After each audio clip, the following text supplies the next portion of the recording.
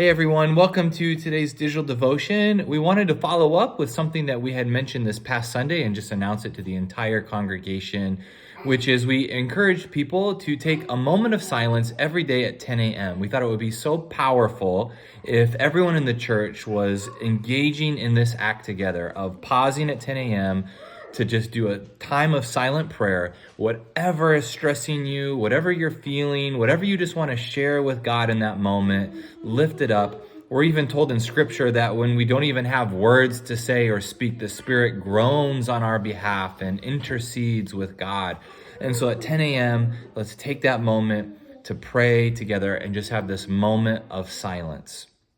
Really, in this really busy world where our attention is demanded nonstop, something to do, something to scroll through, something to read, something in the news. This is actually, we've been talking a lot about acts of resistance we can do. Silence is an act of resistance to say, I'm not going to get caught up in the busyness. I'm not going to let this incessant need to just keep scrolling and keep reading take over my life. Like, I will be present in my own body.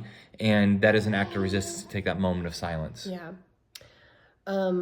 It's hard to know what to do these days. Sometimes it's a little overwhelming. The headlines, the breaking news every 20 minutes, it feels like. So this is a way to center ourselves. And it's also Valentine's Day. I don't know if you knew that. Oh, yeah. Happy Valentine's Day. A day when we celebrate love in all of its many different forms. And I think this is a great way to practice self-love and also communal love and cultivating love in our world and in ourselves. And I think those are, connected in ourselves and in our world and community. So this is a good practice, I think, to take on if you haven't already begun.